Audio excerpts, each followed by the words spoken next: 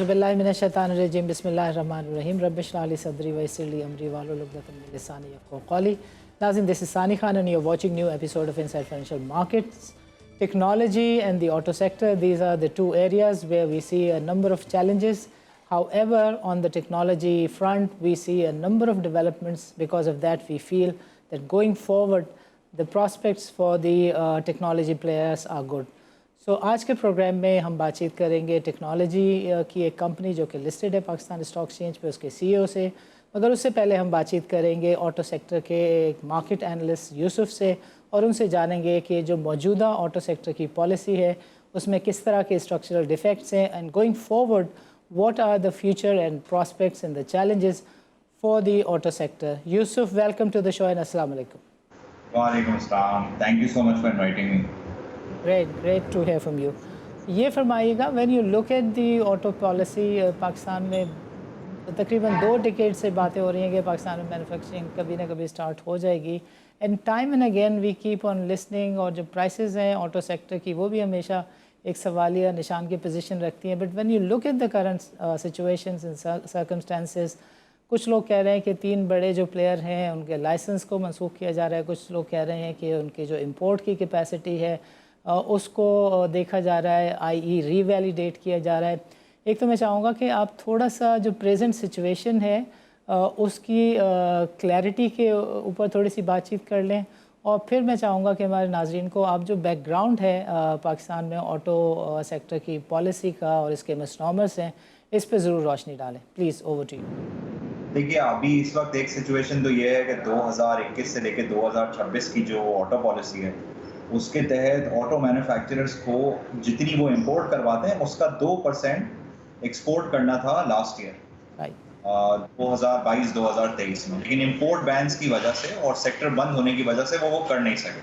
तो 30 सितंबर की डेडलाइन थी, जिसके बाद उनके लाइसेंसेस जो है वो मनसूख होने थे और उसके बाद वो इंपोर्ट नहीं करा सकते थे। तो ऑटो मैन्युफैक्चरर्स ने एक लेटर लिख दिया था गवर्नमेंट को, जिसके अंदर ये बातें जो है वो मेंशन कर दी गई थी, और उसके बाद ज़ाहिर हुआ यही है कि जो है वो उनके लाइसेंसेस मनसूख होने की खबर आ गई है, और अब मैं जो सुन रहा हूँ उसके हिसाब से ये मामला रिजॉल्व हो जाएगा।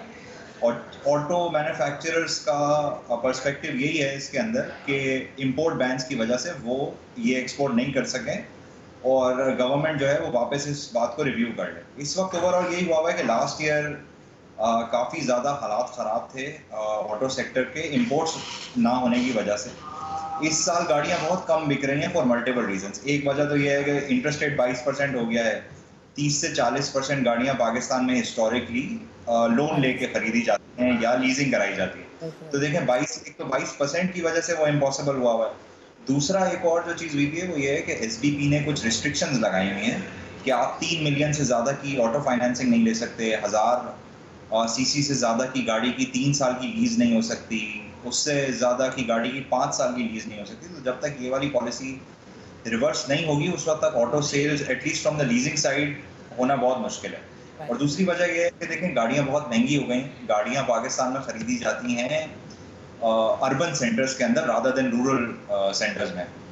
और देखें, इवन रूरल डिमांड पाकिस्तान में वापस आ गई है क्रॉप्स वगैरह कटने के बाद। अर्बन डिमांड वापस नहीं आ रही है। पाकिस्तान में 60% लोग तकरीबन रूरल एरियाज़ में रहते हैं, उस साइड पे डिमांड वापस आ गई है, लेकिन वो लोग गाड़ियां खरीदते नहीं हैं। गाड़ियां खरीदते हैं लोग शहरों में जिनकी इनकम्स अभी भी कम है, और वो एडजस्ट होते होते टाइम लगेगा। तो कुछ टाइम लगेगा जिसके बाद लोग गाड़ियां वापस खरीद सकेंगे कैश पे, और लीजिंग में काफ़ी टाइम लगेगा। अभी कल भी हमने चेस सिक्योरिटी से एक रिपोर्ट लिखी है कि हमें लगता है कि यहाँ से इन्फ्लेशन नीचे आने शुरू हो जाएगी। तो हमें लगता है जून वगैरह तक इंटरेस्ट रेट ऐसे लेवल्स पे होंगे जिसके बाद होपफुली गाड़ियों की लीजिंग वाली साइड से सेल बढ़नी शुरू हो जाएगी।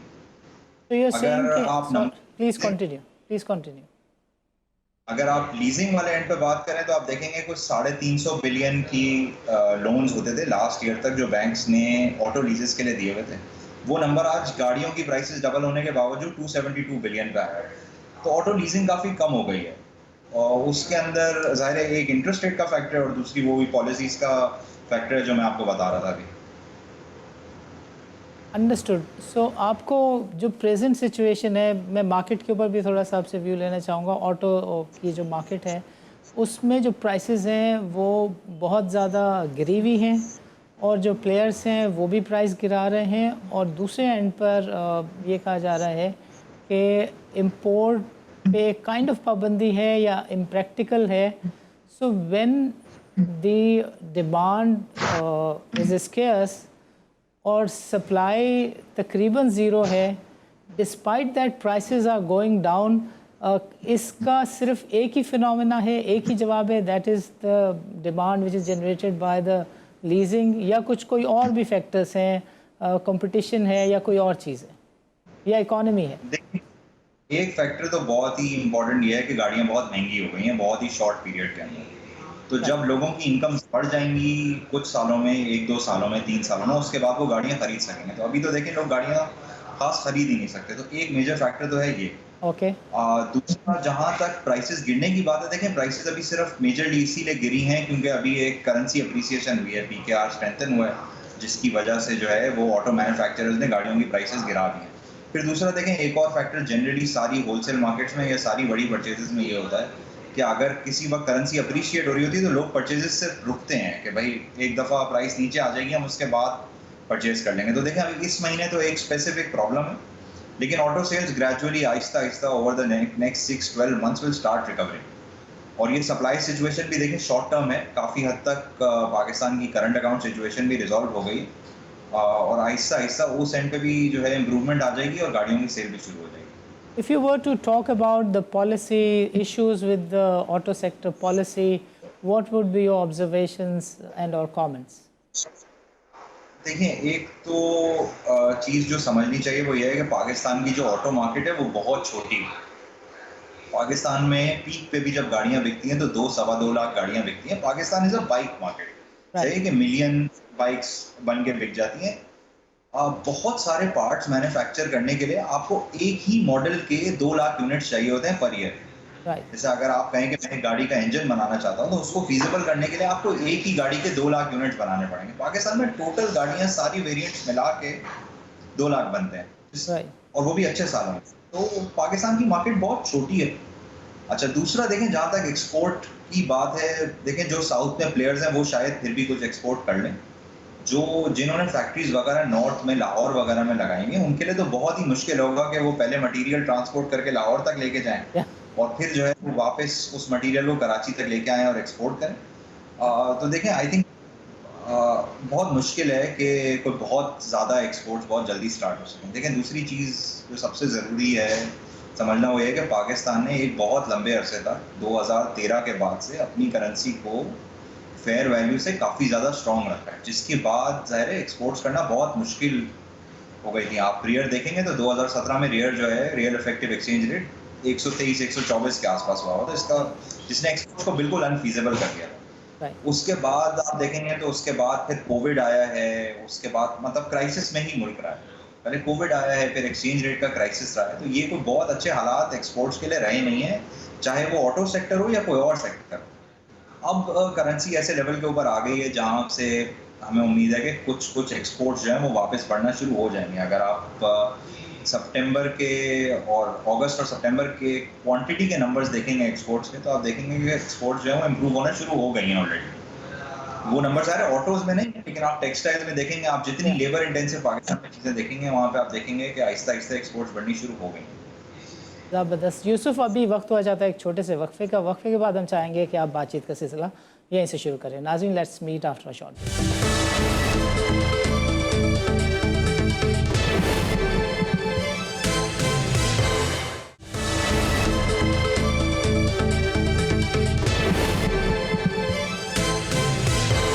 वेलकम बैक नाज़रीन. तो यूसुफ, आप जो बता रहे थे प्रेजेंट सिचुएशन, प्रेजेंट चैलेंजेस, मैं चाहूँगा कि जो मैन्युफैक्चरर्स या जो प्लेयर्स लिस्टेड हैं on the main board of Pakistan stock exchange, थोड़ा सा उसके ऊपर भी आप रोशनी डालें, और मैं चाहूँगा कि जो कंपटीशन है उसके ऊपर भी आप थोड़ा सा बताएं.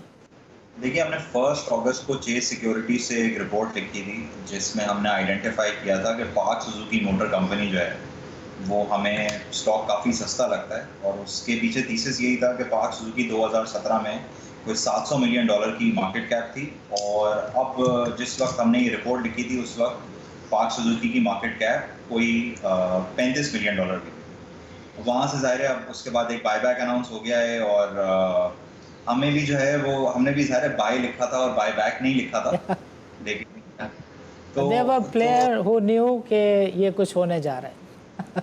जी, नहीं वी हैड नो आइडिया कि ये होने जा रहा है। We just thought that the stock is very very cheap and वो शायद मार्केट से ज़्यादा स्पॉन्सर को समझ में आ गया कि हम ही शेयर्स खरीदें।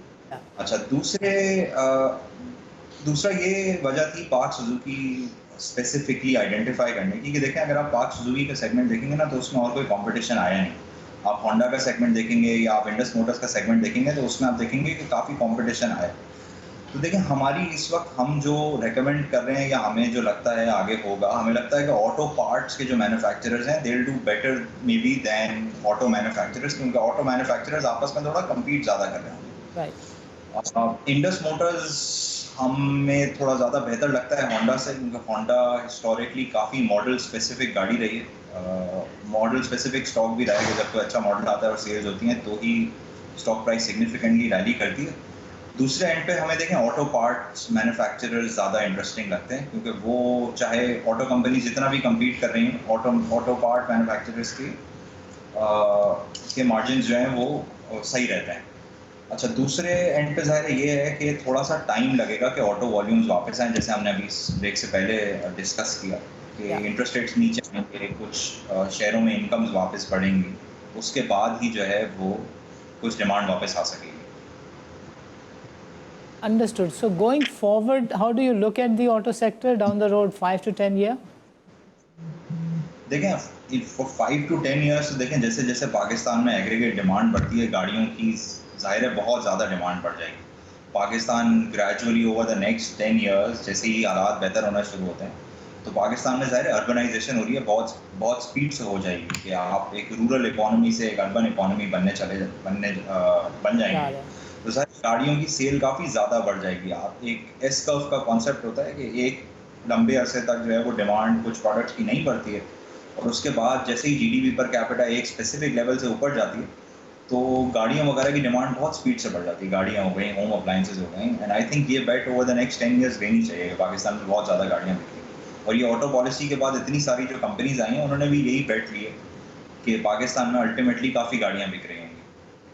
अभी हम पॉपुलेशन के हिसाब से अगर हम 2 लाख गाड़ियाँ पीक पे भी बेचते हैं तो 240 मिलियन लोगों के मुल्क में सिर्फ 2 लाख गाड़ियाँ बहुत कम दिखती हैं।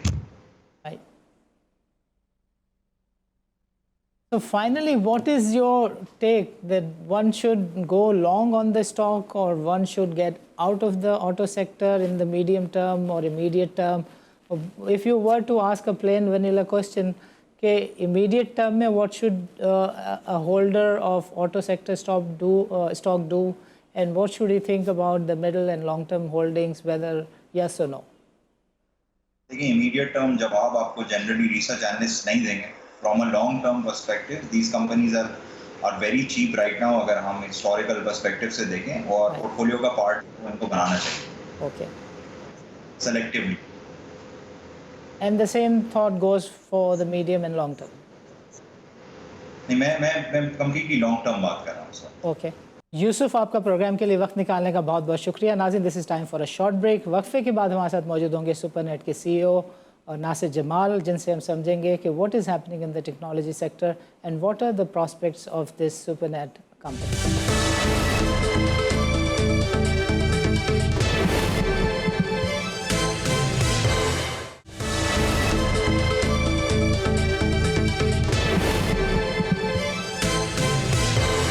वेलकम बैक नाजरीन। प्रोग्राम के इस सेगमेंट में हमारे साथ मौजूद हैं जमाल नासिर, जो कि सीईओ हैं सुपरनेट के। इनसे हम समझेंगे what is happening in the technology sector and where this supernet company is placed and going forward what are the prospects of this company. Jamal Nasir sahab, welcome to the show and अस्सलाम वालेकुम। वालेकुम सलाम, क्या हाल है सनी साहब? ठीक ठाक? जी बिल्कुल ठीक, thank you very much for taking out time. मैं चाहूँगा कि हमारे नाज़रीन के लिए आप थोड़ा सा शेयर करें what are your present state of services, what are your bucket of services and how are you doing for last 1.5 year. देखिए, आपके नाजरीन के लिए मैं ये बता दूं कि supernet is one of the Pakistan's leading one-stop shop as far as all communication, information technology and cybersecurity needs is concerned. It was founded originally as an internet service provider in 1995, and then we expanded and we moved on to different segments. So the company offers a full portfolio of local to global, international, and integrated communication services, which covers defense, enterprise, and government sectors. We have a very highly trained, experienced human resources, which are trained in communication and IT technologies. तो हमारा जो coverage है वो across 200 cities है nationally, and we also covers our customer internationally as well through our subsidiaries. हमारी जो product और services है उसको अगर मैं बताऊं तो initially we started as a connectivity service provider, which then expanded into cybersecurity, power solutions, IT and infrastructure solutions, and now we are working on green initiatives. Right. The green initiative means renewable initiatives where we can minimize the power consumption and make use of the smart solutions to provide our customer better services. Right. As far as connectivity services are concerned, इस पे हम internet, data network, satellite based services देते हैं. Security के अंदर we cover entire range of different cyber security solutions. We are in the form of our subsidiary Supernet Secure Solution. वो एक manage service security provider है which is first of its kind in Pakistan, and alhamdulillah we are providing solution ranging from government to telecommunication sector to banking sector and to the enterprise sector. Same goes for IT and infrastructure solutions as well. इसमें हमारी जो market है overall, उस market को हमने 4 हिस्सों में divide किया हुआ है, जिसमें नेमली एंटरप्राइज सेक्टर है, गवर्नमेंट सेक्टर है, डिफेंस सेक्टर है और टेलको सेक्टर है. Our subsidiaries, so Supernet primarily is a telecommunication service provider or a data communication service provider, and under its umbrella we have 4 companies. One is Super Secure. As I said, Yeah. Super Secure is a cyber security service provider. Super Infra is dedicated to providing infrastructure solutions, which covers data centers and local area network switching equipment. SES, which is Supernet eSolution, is also a subsidiary of Supernet, which covers software-based application, software solutions. And Phoenix Global is a UAE-based company which is mainly responsible for international services to our customer. Right. I hope this gives you the background. That gives enough picture of what you're doing. How about the market share जो आपकी primary field है data की और data services की, उसमें what is your market share? देखिए ये एक काफी मार्केट का, चूंकि पाकिस्तान में आप इसको इस तरह से देख लें कि कोई ऐसी मार्केट की साइजिंग नहीं हुई भी जिससे कि आप ये कंपेयर कर सकें कि क्या शेयर हो सकता है. Right. But so I can give you sort of Pakistan के मार्केट का ओवरव्यू के अभी क्या हो रहा है और हम अपने आप को उसमें कैसे देख रहे हैं और क्या हमारी स्ट्रेटजी है. But before that, I would want you to kindly cover एक साल में पिछले आपकी किस तरह के सेल्स के नंबर रहे, किस तरह की ग्रोथ रही है, if you would want to share. Yeah, sure.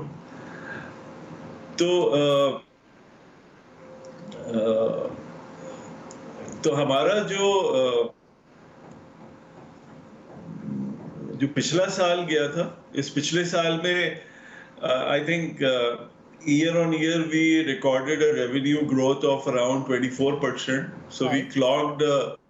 we clocked around 3.1 billion in the financial year 2022. Right. As compared to that, we have done 3.9 billion in financial year 2023. Right.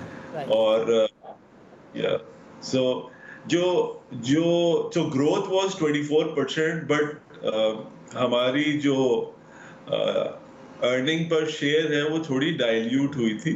Right.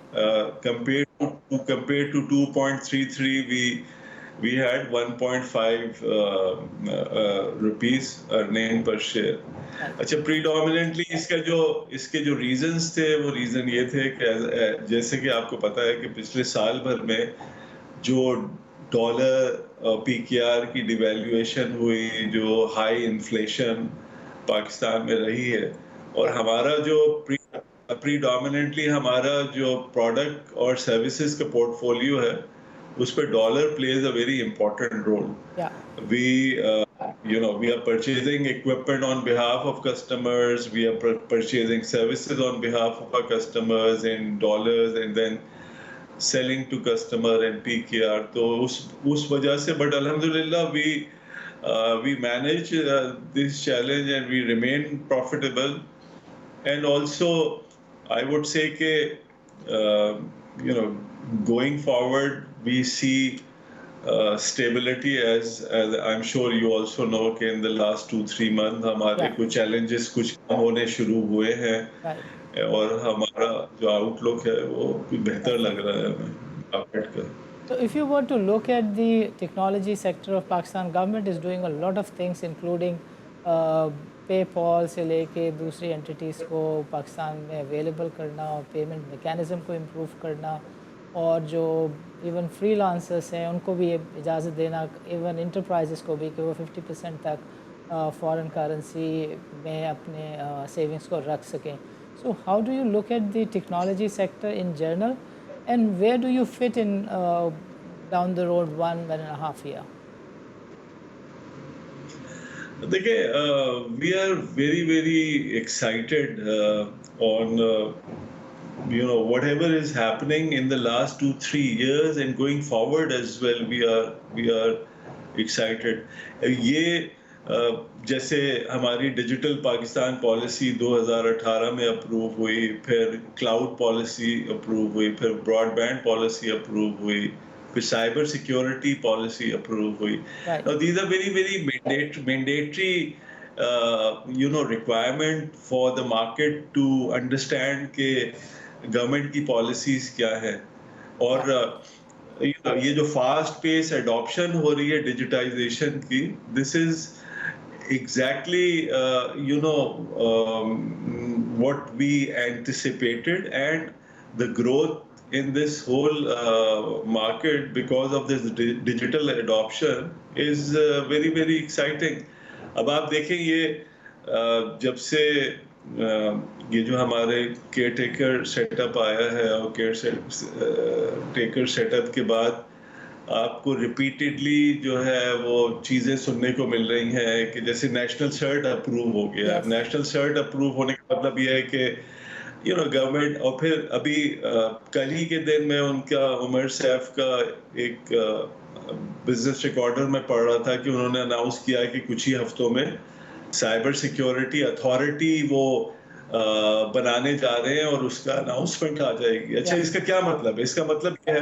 इसका मतलब ये है कि government इस बात को समझती है कि डिजिटल अडॉप्शन जब आप करते हैं, चाहे कंज्यूमर है, चाहे बिजनेस कस्टमर है, या बिजनेस सर्विस प्रोवाइडर है, चाहे वो बैंक्स हैं, चाहे वो पावर प्लांट्स हैं, चाहे वो गैस की कंपनीज हैं, चाहे वो एंटरप्राइज मैन्युफैक्चरिंग सेक्टर्स हैं, इन सबको आज की दुनिया में ये सारे के सारे डिजिटल पे जा रहे हैं. Yeah. और डिजिटल पे जाने का मतलब क्या है कि ये सारे IoT बेस्ड भी कंप्लाइंट हो रहे हैं और ये एक्सपोज भी हो रहे हैं इंटरनेट के ऊपर. Yeah. और जब कोई एंटिटी इंटरनेट के ऊपर एक्सपोज होती है तो it becomes very very vulnerable on the cyber attack. Yeah. सो यही वजह है कि ये गवर्नमेंट बहुत मेरे ख्याल में तो बिल्कुल ठीक डायरेक्शन पे चल रही है और they are adopting to all those things which are required. अभी आपने देखा ये पिछले साल नेपरा ने साइबर सिक्योरिटी की रेगुलेशंस ना सिर्फ इंट्रोड्यूस की बट जो पिछले नेपरा के चेयरमैन थे तौसीफ फारूकी साहब, उन्होंने बेतहाशा इसके ऊपर काम किया और उसको इन्फोर्स करवाया। तो साथ साथ ये आप देखें ये डिजिटल बैंक्स अप्रूव हो गए स्टेट बैंक से, उनकी लाइसेंसिंग हो गई जमाल है। नासिर साहब, strike understand as a lot is happening in the field of technology and the government is very active. Unfortunately, every caretaker government is active and every permanent government is very sleepy. This is what keep on happening in Pakistan. But as far as your organization is concerned, do you have something to say that down the road, one and a half year, your own company is doing something great and there will be some good news for the shareholders, for the stakeholders who are invested in your company? Yeah, sure.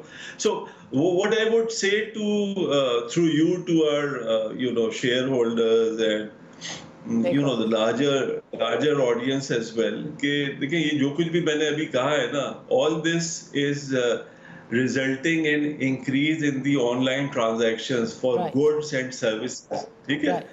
और ये जितनी online banking, online services, ये freelancer, इन सब के लिए connectivity एक requirement बन रही है। Connectivity which should be available, which should be consistent, which should be high capacity as well.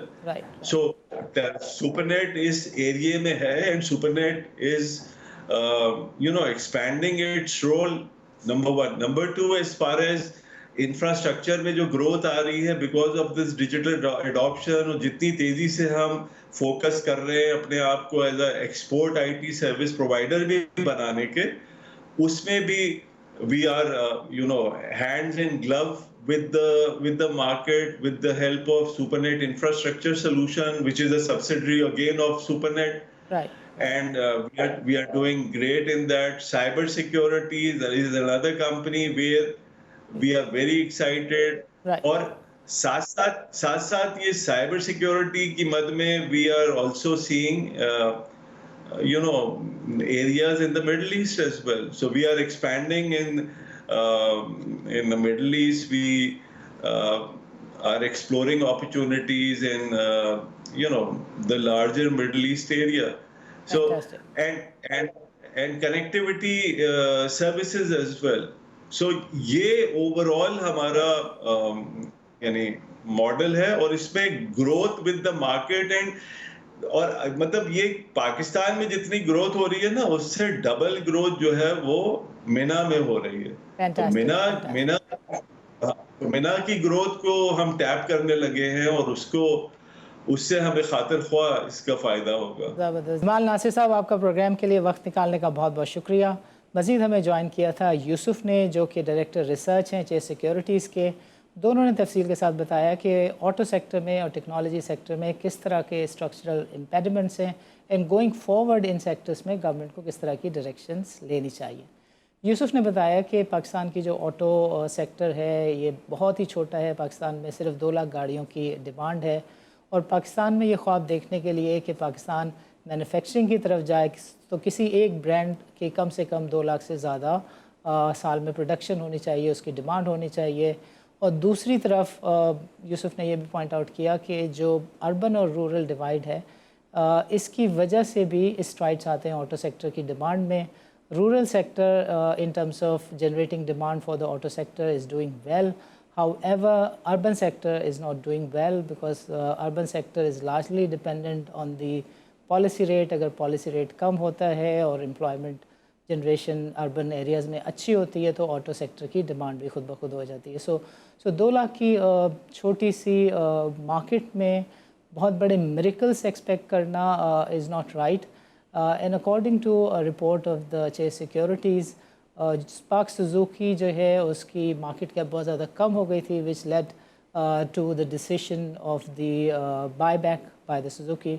और जो बाकी 2 प्लेयर्स हैं उसके बारे में यूसुफ ऑफ द ओपिनियन कि गोइंग फॉरवर्ड लॉन्ग टर्म में इन दोनों स्टॉक्स के बारे में पॉजिटिव आउटलुक देखा जा सकता है, रादर अच्छे से अच्छे रिटर्न्स एक्सपेक्ट किए जा सकते हैं।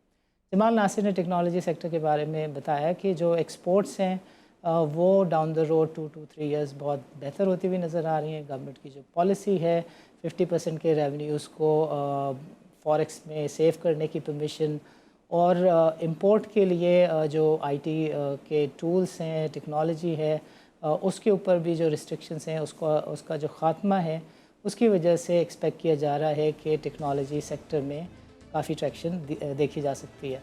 अगले प्रोग्राम में हम तज्ज़िया करेंगे रियल एस्टेट सेक्टर में और हम TPL के CEO से गुफ्तगू करेंगे कि what is happening on the REITs management company side and in the REIT sector. नाज़रीन इजाज़त दीजिए, अल्लाह हाफ़िज़।